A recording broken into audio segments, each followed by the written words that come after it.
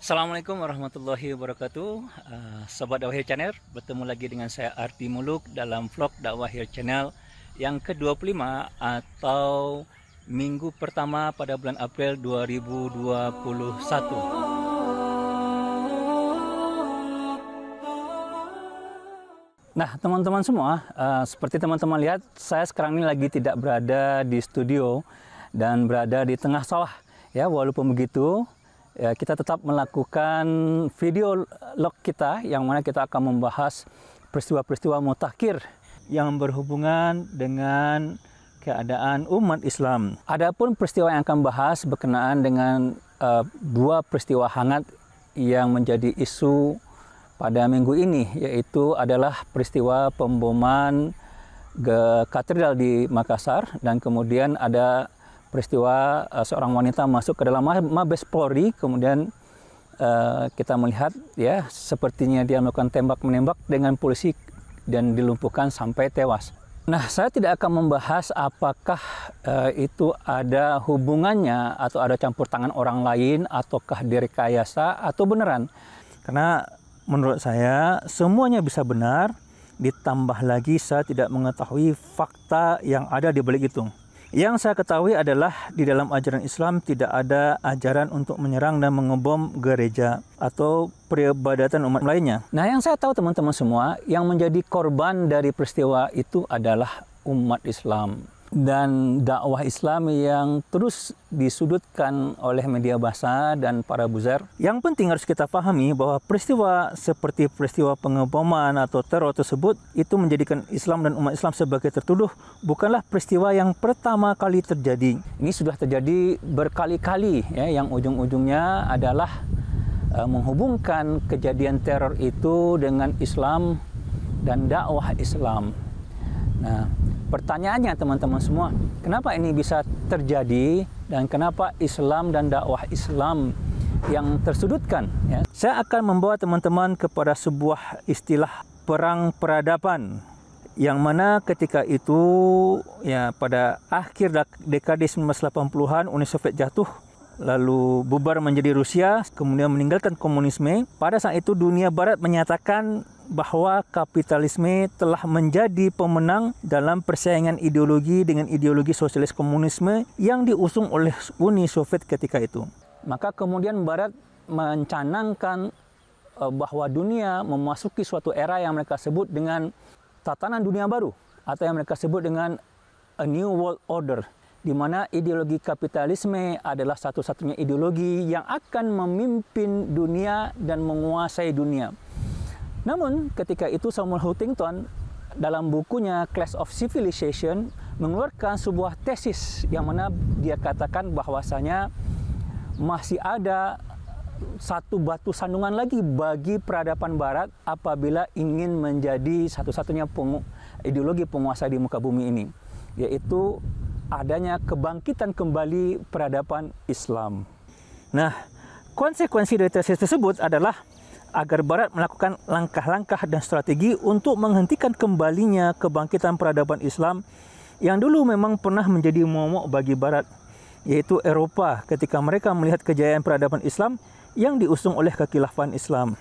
Nah, ketika itu pada tahun 1960-an yang mana Amerika Serikat sebagai representasi negara kapitalisme dunia atau pemimpin demokrasi dunia di bawah kepemimpinan George W. Bush yang pertama langsung melaksanakan langkah-langkah untuk menghalangi kebangkitan Islam dengan mulai menginfiltrasi Irak, ya, yang mana ketika itu ada perang Teluk yang kedua. Barat dan sekutunya mengembargo Irak ya, dengan tujuan melemahkan Irak, yang mana pada akhirnya Irak menjadi lemah, lalu mereka masuk secara fisik pada tahun 2003 ya, dengan alasan weapon of mass destruction ya. Nah, dalam perang yang dicanangkan oleh George W. Bush yang kedua ini jelas-jelas dikatakan oleh George W. Bush ketika itu bahwasanya tujuan mereka masuk ke dalam Irak, tujuan dari war on terrorism ketika itu adalah untuk menghentikan kekhilafan Islam di mana bersatunya kembali umat Islam yang akan menjadi pemersatu umat Islam. Dari war on terrorism itulah ya, atau perang terhadap terorisme itulah kita bisa memahami kawan-kawan semua bahwasanya yang menjadi sasaran ya yang disebut dengan terorisme itu adalah Islam, umat Islam dan ajaran Islam. Maksudnya apa? Bahwa ajaran Islam atau ajakan kepada Islam atau dakwah Islam itu akan membawa orang yang mendengarkannya ya untuk melakukan terorisme. Dan ini bisa kita pahami dari narasi-narasi masif yang mana langsung dibuat oleh media massa ataupun buzzer yang anti-Islam ketika terjadi peristiwa teror, yang langsung mengkaitkannya dengan Islam, dengan dakwah Islam, ya, dan dengan umat Islam, tanpa ada cek dan recheck atau pemeriksaan detail terhadap peristiwa tersebut. Umat Islam dan ajaran Islam langsung dijadikan sebagai pihak tertuduh. Dan ini ya kejadiannya bukan sekali atau dua kali, tetapi berkali-kali, selalu seperti itu sampai sekarang ini. Nah teman-teman semua, pertanyaannya target dari itu apa? Nah kalau boleh saya bilang, agar umat Islam itu takut, ya, menjadi takut atau apologetik, lalu melakukan pembelaan terhadap sesuatu yang seharusnya mereka tidak perlu bela, ya. Karena Islam sama sekali tidak salah dalam masalah ini, ya. Atau mereka menjadi melunak, ya, atau tujuannya agar mereka menjadi melunak sehingga melakukan kompromi terhadap ajaran-ajaran Islam, ya. Sehingga apa? Sehingga membuat mereka meninggalkan ajaran Islam itu sendiri, ajaran agama mereka, atau membuat mereka berhenti mendakwahkan Islam. Nah, karena mereka menjadi takut gitu ya, karena dihubung-hubungkan dengan teror. Nah, itulah target yang lebih kurang yang mereka ingin capai teman-teman semua. Intinya menghubung-hubungkan terorisme atau peristiwa teror dengan Islam untuk menakut-nakuti umat Islam terhadap ajaran mereka sendiri, sehingga dengan demikian umat Islam akan menjauhi Islam, yang mana pada ujung-ujungnya bangkitnya umat Islam dengan agama mereka tidak akan terjadi. Karena mereka faham umat Islam ini akan bangkit apabila mereka menjadikan Islam sebagai landasan kebangkitan mereka. Dan itulah tujuan mereka sebenarnya. Nah, kejadian-kejadian teror yang terjadi dengan modus yang sama untuk menakut-nakuti umat Islam merupakan satu bentuk strategi perang peradaban yang dilancarkan kapitalisme barat terhadap umat Islam sekarang ini, untuk menghalangi bangkitnya kembali umat Islam, yang mana dengan tujuan itu akan mempertahankan hegemoni kapitalisme terhadap umat manusia di dunia pada saat ini. Dan teman-teman semua, strategi ini bukanlah satu-satunya strategi. Kalau kita lihat dokumen Rand Corporation sebagai think tank-nya Amerika Serikat, jadi Rand Corporation ini sebagai think tank-nya Amerika Serikat, ada banyak strategi yang lain yang digunakan Barat dalam perang peradaban yang sedang berlangsung. Sebagai salah satu contoh, dalam dokumen Rand Corporation yang bisa kita unduh di situsnya, yang dikeluarkan pada tahun 2007, yang berjudul Building Modern Muslim, dari sana kita akan mengetahui bahwa selain menarasikan umat Islam dan ajaran Islam dengan kekerasan, maka dalam dokumen tersebut ada satu proyek yang kita bisa sebut sebagai proyek adu domba antar umat Islam. Rand Corporation di dalam sarannya, mereka membagi umat Islam menjadi Islam modernis, Islam sekuler, Islam tradisional, dan Islam fundamental. Lalu mereka bikin strategi, ya, yang mana di antara kelompok-kelompok Islam tersebut yang akan diadu domba, yang mana yang akan didukung, yang mana yang akan disudutkan.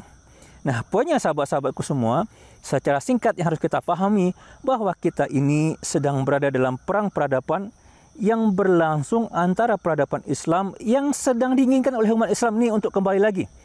Dan itu bisa kita rasakan dengan peradaban kapitalisme demokrasi Barat yang sudah memperlihatkan tanda-tanda keruntuhannya dan juga sudah memperlihatkan kegagalannya dalam memimpin umat manusia. Kenapa ini bisa terjadi teman-teman semua? Ya, kenapa ini bisa terjadi pada kita? Karena kita memang hidup di suatu masa yang mana sudah diramalkan oleh Rasulullah SAW bahwa umat Islam ini akan pernah hidup dalam suatu masa yang disebut dengan raja-raja diktator. Ya, dan ya, kenapa disebut diktator? Karena diktator terhadap umat Islam. Dan ini bukan sesuatu yang terjadi begitu saja. Ya, kalau kita perhatikan ayat-ayat Allah, ini sudah merupakan skenario dari Allah Subhanahu wa taala. Sebagaimana firman Allah dalam surat Ali Imran ayat 140, "Wa tilka ayyamun nudawiluha bainan nas." Ya, dan akan kami pergilirkan masa-masa kejayaan di antara manusia. Tujuannya apa? "Wa liya'lamallahu allazina amanu." Agar Allah mengetahui mana orang-orang yang beriman, mana orang-orang yang kafir, mana orang-orang yang munafik. Ya, lalu agar Allah mengetahui wa yattakhizu minkum syuhada, dan agar Allah menjadikan sebagian kamu sebagai syuhada. Nah, teman-temanku semua, yang harus kita pahami bahwasanya kita ini berada pada satu zaman yang mana Islam tidak lagi dalam puncak kejayaannya, tetapi berada di zaman yang penuh fitnah terhadap umat Islam, penuh fitnah, penuh ujian terhadap dakwah-dakwah Islam. Kalau kita pahami bahwa ini adalah suatu masa yang diizinkan oleh Allah Subhanahu wa taala, dan masa ini dapat berubah apabila Allah yang menginginkannya, maka bagi kita yang terpenting adalah tetap istiqomah dengan Islam. Tetap istiqomah mendakwahkan Islam. Insya Allah peristiwa yang sedang terjadi tidak akan membuat kita risau. Karena kita memahami itu adalah makar-makar yang sedang dilakukan oleh musuh-musuh Islam untuk melemahkan keimanan umat Islam. Sementara kita memahami bahwasanya Allah juga mempunyai makar. Dan sebagaimana firman Allah, wa makaru wa makarullah wallahu khairu makirin. Mereka membuat makar, maka Allah juga membuat makar, maka makar Allah adalah sebaik-baik makar. Maka kita umat Islam tidak perlu takut. Yang perlu kita lakukan adalah tetap istiqomah dalam Islam, tetap istiqomah mendakwakan Islam, dan insya Allah Allah tetap akan memberikan perlindungannya kepada kita. Nah, teman-teman semua, itulah vlog dakwah Hir untuk minggu ini. Jangan lupa untuk men-share video ini, untuk di-like, dan di-subscribe bagi yang belum subscribe. Insya Allah akan menjadi kebaikan. Demikian kami sampaikan. Kalau ada kurang, mohon maaf. Fastabiqul khairat. Wabillahi taufiq wal hidayah. Assalamualaikum warahmatullahi wabarakatuh.